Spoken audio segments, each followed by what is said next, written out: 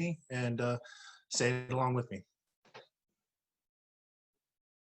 I pledge allegiance to the flag of the United States of America and to the republic for which it stands, one nation, under God, indivisible, with liberty and justice for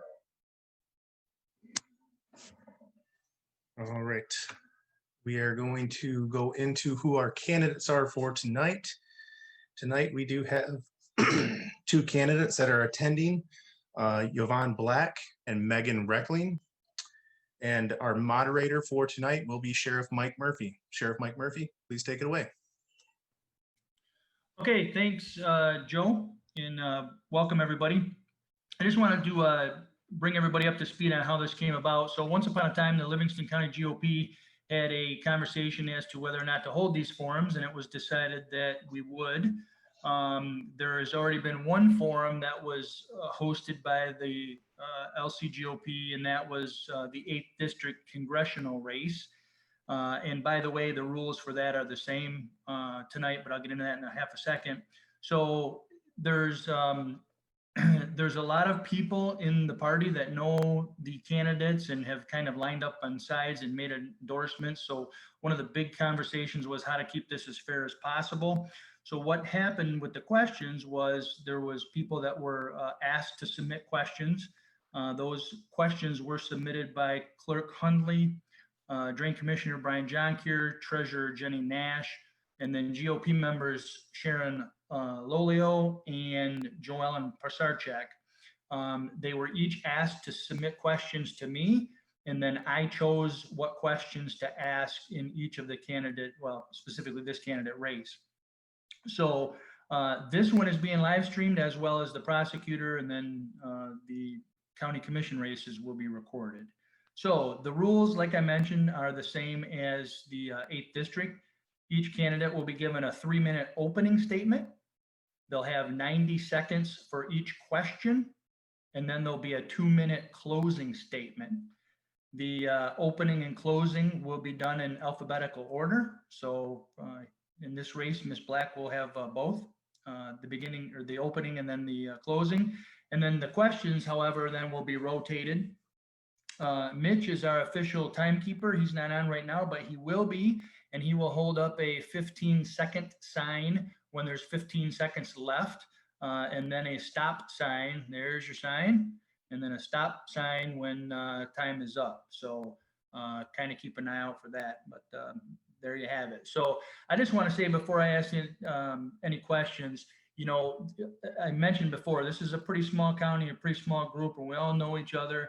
And I guess I would just ask for, once this primary is over, for those that did not win and those that are naysayers, that we all come together and do the right thing for November. That's going to be the most important thing here. So it's politics. It can be a little bit dirty, but let's try to keep it professional. And again, do the right thing once August 4th is over. So, okay, without further ado, then we'll go ahead and get started. So, the first question, again, Ms. Black, this one is for you, and it is, describe your understanding. Mike, don't we have to do introductions? Oh, shoot, yes. We have 3-minute introduction. Thank you very much. Ms. Black, 3 minutes for your introduction. Okay, thanks, Mike. I'd like to thank the Livingston County Republicans for hosting tonight's event. Hello, everyone. My name is G1N Black, and my campaign premise for the 47th District in Michigan is sustainability. The past several months have been very challenging for most everyone, and I'm glad to know things are somewhat returning to pre-coronavirus status. I grew up in Troy and moved to Livingston County in 1983. I love Michigan as a state and have grown very frustrated with its culture. I love research and discovery processes. I'm pro-life and 100% fiscal conservative. I possess the conservative values, integrity, and the knowledge required of any Republican candidate to move our county of Livingston into a stable and sustainable 21st century. My 3 priorities are debt, elections, and choice: education, healthcare, vaccination. My parents' generation left my generation with massive amounts of wealth, and my generation is leaving the under generations, our children and grandchildren, with massive amounts of debt. People ask, what have I done? Since the 1990s, I've joined thousands across America stand up and understand the federal takeover of the educational system. removing local decisions on curriculum and teaching to national testing, leaving thousands of children behind. I was invited to ABC News to contribute to a John Stossel segment about the shifting of education from academics to self-esteem, feelings over facts, leading to the current rioting, destruction, and tearing down of national monuments. America was once at the top in reading, writing, and arithmetic. We're now at the bottom. I guided Hello Marching Band parents toward replacing 20-year-old uniforms with their current uniforms. I was the only person objecting to building the Parker High School that was used 1 year and empty for 5. I founded a homeschool music program for parents who wanted education choice opportunities. I authored and published a foundational learning to read book for parents and caregivers to teach children to read.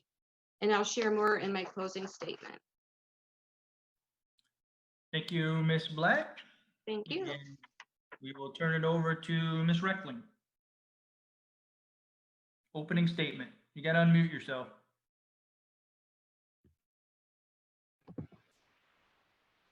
Thank you. My name is Megan Reckling, and I am running to be the next state representative in the 47th district. As I have been out talking to the voters from Heartland to Gregory, one thing is clear. The residents of Livingston County are worried about their rights, which are eroding away before their eyes, their jobs, our crumbling state economy, the education of their children, which is now more uncertain than ever, and the future of our state. I grew up right here in Livingston County on my family's farm, and I graduated from Howell High School in 2003. I proudly call Fowlerville my home now. I have a unique experience that makes me the best candidate running to be your next state representative. For over a decade, I have worked in the Michigan legislature, listening to the concerns of Livingston County residents and helping them find conservative solutions that work. This experience means that on day one, I will be able to hit the ground running, working for the residents of the 47th district and getting them results. I am a small business owner, the proud wife of a law enforcement officer, the daughter to 4 generations of veterans who have served our country in war, all the way back to World War I, and the mother to 2 amazing children. I am running to be your next state representative because I love our community and I am blessed to call the United States of America home. The Democrats are only 4 seats away from flipping the Michigan House, and like you, I believe that our nation could fundamentally change this fall if conservative Republicans do not step up and take on the fight. I have heard it said that Livingston County's low taxes are not something we should be proud of or something we should be talking about. On the contrary, I am proud of our low taxes, our quality of life, our low crime rate, and our diverse economy. That is what makes Livingston County a model for the other 82 counties throughout our state. These values of low taxes, fiscal responsibility, and a county that supports our rights and freedoms will be the values that I share with my future colleagues in Lansing. I am here today to ask for your support on August 4th in the Republican primary because I want to fight for the families and residents of Livingston County. Now more than ever, we need leaders who have been through tough battles, know how to be creative without raising taxes, and who will fiercely defend our rights and our freedoms. Thank you, Ms. Reckling. And since I jumped the gun and was going to give you the first question, Ms. Black, I'm going back and giving you the first question. How's that? So thank you for your opening, ladies. So this one will be for you. The question is, describe your understanding of the office of state rep and all it entails. So I haven't had the opportunity, like Megan, to actually work at the Capitol, but I would presume that there's a lot going on in Lansing, especially when it comes to legislation. I'm very keen at understanding how laws work, and I'm very keen at understanding how laws are written and how those laws affect people. So other than that, that would be my answer. Okay, thank you very much. Ms. Reckling, again, the question was, describe your understanding of the office of state rep and all it entails. Our representatives work harder than anyone can ever expect, and the job is more than just about creating bills. There is an entire legislative process, from the drafting of bills and meeting with those who would be impacted, talking to them about their concerns, to the committee process, to voting on the floor. And writing legislation and passing public policy is only one portion of the job. And I would argue that it is a smaller portion of the job than something that is even more important, and that is constituent relations. Being in the community, every time, every opportunity that you have to listen to the residents who have issues they need addressed. Recently listening to things like the issues going on with our unemployment case, our unemployment system. And so constituent relations and passing our bills through the process are probably the two most important things that our representatives do and take up a lot of their time. Okay, thank you. And right back at you, Ms. Reckling. The next question is, what are your top 3 priorities if elected as state representative for the 47th district, and how do you plan to address them? That's a great question. And in 90 seconds, I will try to be as quick as possible. First and foremost, we have to focus on our state's, the recovery of our state's economy. It has suffered huge damage over the past couple of months. We need to immediately suspend and revoke as many burdensome rules that we can on our small business owners. We have to stabilize and diversify our supply chain, especially our agriculture supply chain. And we have to help those who are unemployed or underemployed get back into the workforce as fast as possible. Secondly, we need to work on protecting our personal rights and our personal freedoms. We have to protect the Second Amendment. We have to protect the right to life. And the right to life not only means the unborn, but what we are witnessing with our seniors and our congregate care facilities prove that they need our protection more now than ever. And third, we need to focus on criminal justice reform. We need to better balance the necessity for public safety and holding offenders accountable. Michigan has over 3,000 criminal laws for felonies and misdemeanors on our books, and we have over 15,000 administrative rules, a lot which come with jail time or fines associated with them, especially for things like our hunters and our fishers and our builders. We must stop criminalizing our residents by the number of crimes that we have, and we must create better treatment options in our system for those who are suffering with addiction. Okay, thank you. Ms. Black, the question again, what are your top 3 priorities if elected as state representative for the 47th district, and how do you plan to address them? My first priority would be addressing our debt in Michigan and then balancing it with our budget that we're going to be projected to be losing over $6 million over the next 2 years because of our coronavirus issues. And our debt, for me, I think would be private auditing of our Michigan expenditures, to get a private audit to find out if the money that we're spending is actually giving us a return on our investment. My second concern is our elections, especially with our Secretary of State unlawfully mass mailing these voter applications out. We have to preserve the integrity of our education and prevent them from unlawful activity and fraud, to preserve our future going forward for our elections. And my third is choice. Our choices in education, healthcare, and especially vaccinations. We're under extreme pressure right now to get mandated coronavirus vaccinations that haven't even been tested. It's very concerning to me that the government wants people to be mandated these vaccinations, that children going back to school, we haven't even proven, we haven't even tested. How can we mandate vaccinations? So those are my very top priorities. And so right now, that would be my top priorities: our debt, addressing the debt, balancing with the budget, our elections, and our choices, especially our constitutional rights, the rights to choose as we see what's best for our families and ourselves going forward. Okay, thank you very much. So we heard this question is right back at you. We heard your priorities. So follow up to that is, what do you feel will be the biggest impediment to moving your agenda forward if you are elected to the 47th district? What would be my biggest impediment to moving it forward? Yes. I'm not sure what that question, what is my biggest impediment? Well, okay, for the vaccinations, I would think there's going to be a lot of controversy over mandating those vaccinations for the children. It's very controversial right now. A lot of parents are very concerned about their children going back to school, being exposed to the coronavirus, mandating the vaccinations. It's an extremely concerning topic for people. So I think my biggest impediment would be the force and the the challenge that parents would face if they choose not to participate in vaccinations. What's going to happen? Will they not be allowed to go to school? And then in that choice situation, what would happen for their education, for their future? And for elections, the biggest impediment right now is getting through this process with the court system to assure that our elections processes are fraud-free.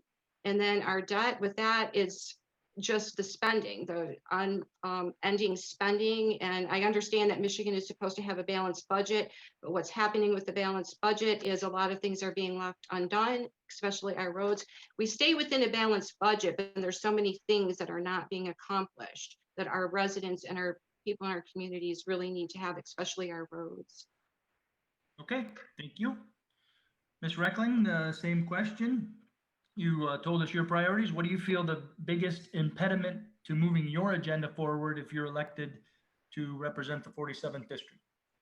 I believe that the absolute biggest impediment to me moving my priorities of helping our economy, defending our personal property rights, and criminal justice reform will be the governor. Without a doubt, it absolutely will be our governor.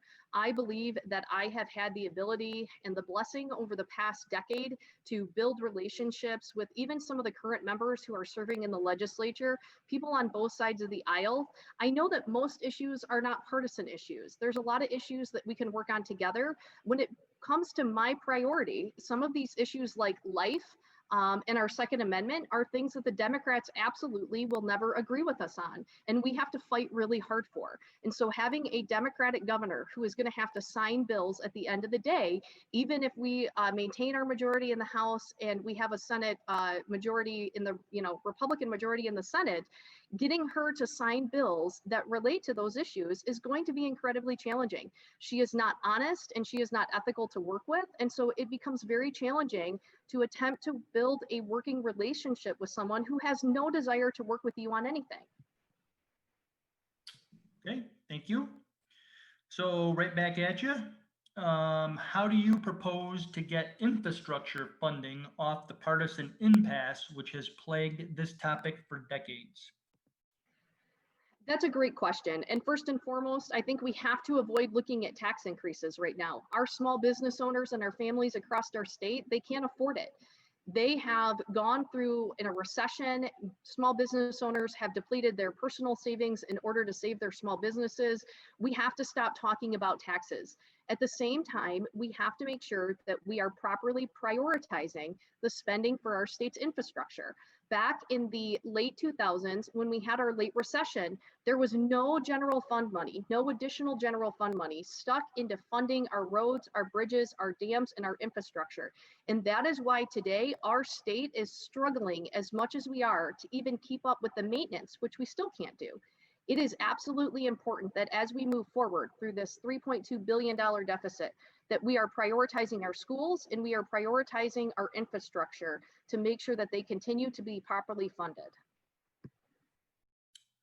Thank you. And Ms. Black, how do you propose to get infrastructure funding off of the partisan impasse which has plagued this topic for decades? Well, one person can try to make a difference. I, again, go back to having a private audit of our spending in Michigan. The billions of dollars that we spend, was it $56 billion every year? And much of this goes to pet projects, departments that don't have any verification of return on investment. So I think about really finding out where our money has been going and how can we get back on a track without raising taxes and prioritize the spending. The money is there. I just think it's being misallocated. We throw $100 million at a department, they call it the Department of this and that, and what are these departments actually doing? They employ thousands of people, but are we actually getting a return on that investment? And have we actually ever taken that department and looked at it and see what we're actually getting for the money that we're spending to free up money for other areas that we desperately need to spend money in? Okay, thank you. And right back at you. The impact of new laws on the office of local elected officials can be enormous. How do you plan to involve the experience and the know-how of your local officials in your decision-making process? Can I ask you to repeat that? Yep, that's a little bit of a long one, sure. Yeah, it's a little, Yep, the impact of new laws on the office of local elected officials can be enormous.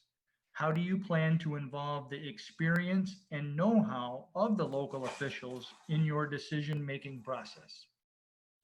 well, it would depend on what local officials are you speaking of? Are you speaking of elected officials, appointed officials? It's a very odd question for me to answer because I'm not really sure how the laws would impact officials in our area unless I don't really understand the question, so. Okay, well, yes, to answer your question, I'm assuming the question was geared towards elected and other appointed officials, and how well would you work with them? That's the best I can do. Oh, the working with them, but passing the laws that affect those officials, I'm not sure how that would be connected unless I'm actually involved in what is this bill, bringing it to committee, how does it affect our communities? Until I would actually see it, I really wouldn't know. That would be, it's such a hypothetical situation that it's kind of hard to answer that question, to be honest, yeah. Okay, thank you. Ms. Reckling, the impact of new laws on the office of local elected officials can be enormous. How do you plan to involve the experience and know-how of the local officials in your decision-making process? I think this is a fantastic question, and it's one that more people should be asked because there are hundreds of laws that are passed every year that impact our local officials, whether it be our countywide electeds like our treasurer and our county clerk who are implementing elections, our register of deeds who deals with deeds in real estate transaction, down to our township level related to zoning ordinances. There are so many laws. And one example that I like to use is I once tried to work on legislation dealing with tax collection. And when you start to move around the dates that tax collection happens, you get all kinds of things that even get into our school districts. And so talking to elected officials on the local level who actually deal with the issue you're discussing, like our school elected officials, our sheriff, our county clerk, our register of deeds, our township supervisors, is super important so that you can understand that there may be unintended consequences. And if you don't ask the questions, you'll never get the answer. And you could cause an issue of something that you didn't mean to happen, but it did because you didn't talk to the people on the ground. Okay, thank you. And we're right back at you with all elected officials, whether local, state, or federal, are going to have to work through, figure out, and address the obvious apparent budget shortfalls. Are you considering cuts, reductions, or tax increases to cover the shortfall? My position on this is incredibly clear. We cannot raise taxes on whether businesses, there is no such thing as a business tax. It's a consumer tax. Anytime we tax businesses, it is passed along to we the people. And we cannot raise taxes on the families of Michigan. We still have thousands of residents across our state who have not seen a single unemployment check yet, let alone to raise their taxes. The state needs to learn to live within its means. And that means that we are going to have some incredibly difficult decisions to make. I was there back in the late 2000s when we had to cut $2 billion from the budget due to our recession and then the ending of the federal stimulus dollars. These are not going to be easy decisions. We are really going to have to focus our priorities on the things that the government should be doing: education, infrastructure, public safety, and then we are going to have to work from there. The budget deficit that we are looking at, just to put it in context, we could eliminate 12 state departments, the entire legislative branch, and the entire judicial branch, and we still don't get to $2 billion in general fund money. This is a very important issue for our state. There are going to be tough decisions that are going to have to be made moving forward, but we cannot raise taxes, period, on the residents of our state. Thank you. And Ms. Black, all elected officials, whether they be local, state, or federal, are going to have to work through, figure out, and address the obvious apparent budget shortfalls. Are you considering cuts, reductions, and/or tax increases to cover the shortfalls? Well, there could be cuts and reductions. It just depends on what those cuts and reductions are. I think, again, going back to a private audit, understanding where our money is going, what can we live with and what can we live without? We always can find something in our budget that we can remove if we absolutely have to. I know sometimes we have to stop going out to eat or something like that to balance our own personal budgets. So I would just look at it as a personal budget for myself. What things can I absolutely have to function and to make everything consistent and working, and what things can I possibly give up? I don't agree with raising any taxes. Right now, people can't afford to raise taxes. We need every penny that we can in our own pockets. So I think that we really have to evaluate where the money is being spent in Michigan. What can we give up and what do we absolutely have to sustain our state, for our schools, for our departments, for our counties, but really taking a good look at where our money is actually being spent and having a private audit. I think a private audit would really help Michigan understand, not an internal audit, but a private external audit to really categorize where all these $56 billion is going. Thank you. Yep, thank you. And next question, Ms. Black, right back at you, is what are your views on red flag laws? Is there any role for such laws in Michigan? There's absolutely no role for such laws in Michigan. Red flag laws are a complete elimination of due process. People don't understand that if you are encountering a family member or a loved one or a neighbor that you feel is absolutely a threat to themselves or to someone else, we do already have a law. You can go to your probate court. You can ask for an involuntary commit on the person. This is a due process. The person is, if the judge feels that this person is a threat to themselves or someone else, they can be taken into custody in a mental health institution. They have a legal 10-day process that they can be evaluated, and then they actually have a hearing after 10 days. So yeah, red flag laws are very bad because we really don't know. People can say all kinds of things. If your neighbor doesn't like you, if a family member doesn't like you, they can say things that are not true about you. And then you have no opportunity for your due process. And every American is entitled to due process. And if we start giving up due process over fear of guns, then we can start giving up due process over anything. I think this is just another ploy to take guns away from people. And just like right now, we have people calling their neighbors because they're outside partying during coronavirus. This is a perfect example of what can happen if we begin to do red flag, no due process. Thank you. Okay, thank you. And Ms. Reckling, your same question. What are your views on red flag laws, and is there a role for such laws in Michigan?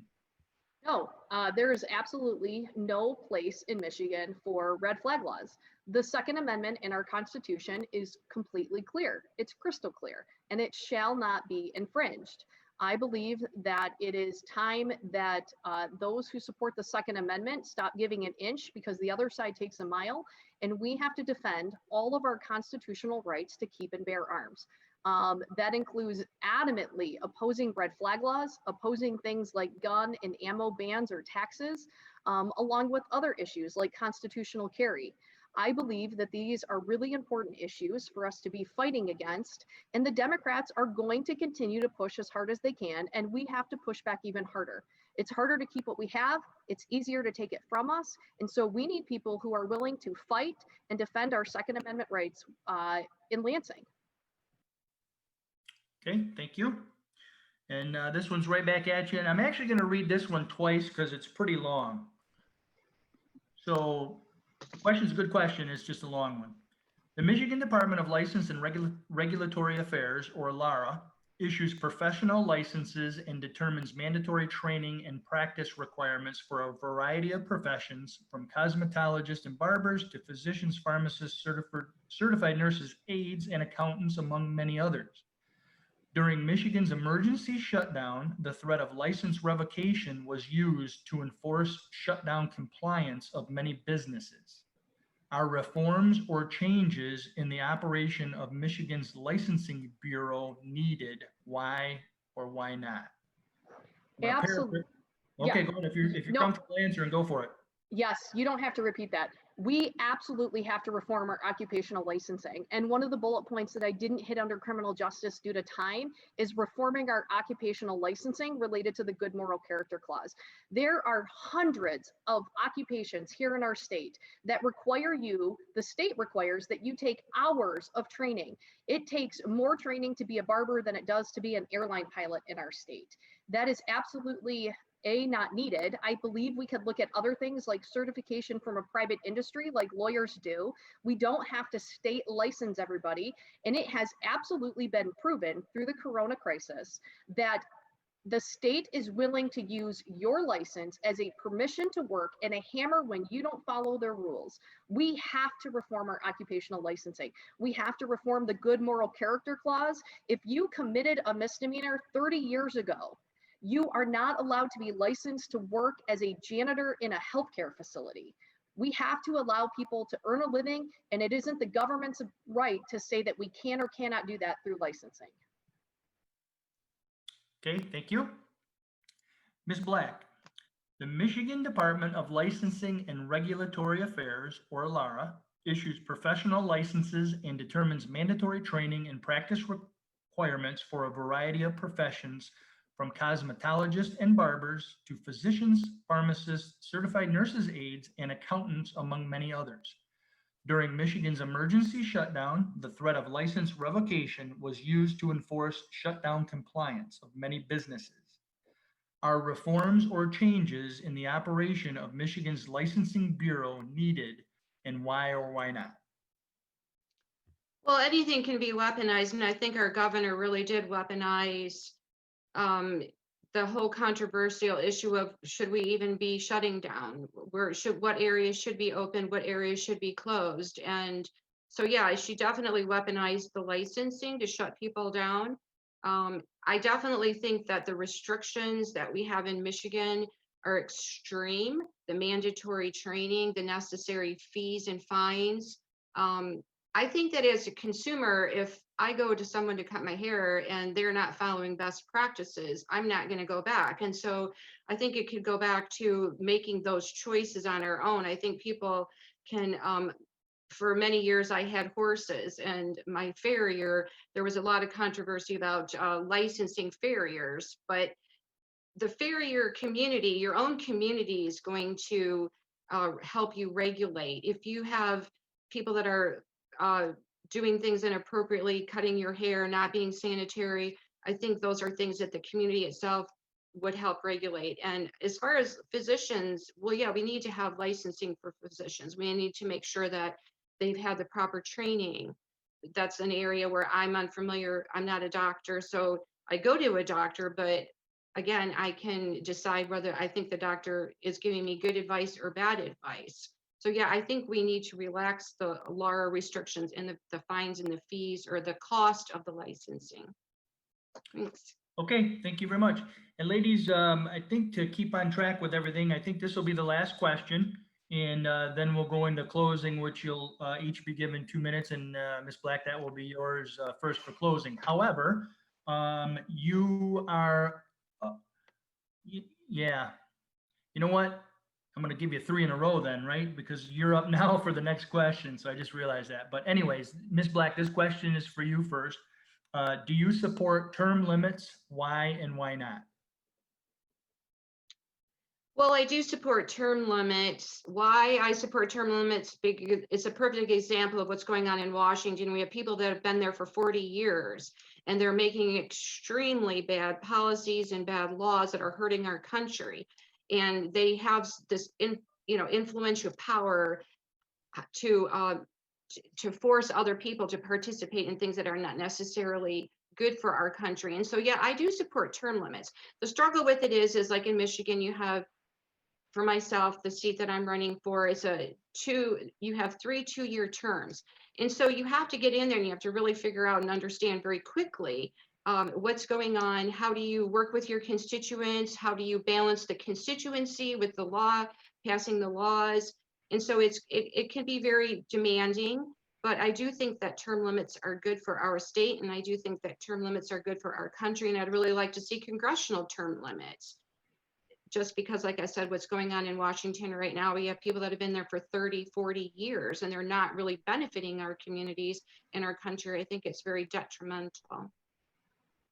Okay, thank you. And Ms. Reckling, do you support term limits? Why or why not? I do. I do support term limits. I think they are an important part of our process. They have brought some accountability to our elected officials, some of which who had been there for years and just really couldn't do the job anymore. But I think that term limits brings in a unique perspective where it means that our elected officials don't have a lot of time to get stuff done, which can be good and bad depending on who the elected official is. But it really means that if you want to get something done for your residents, you need to have the ability to hit the ground running on day one.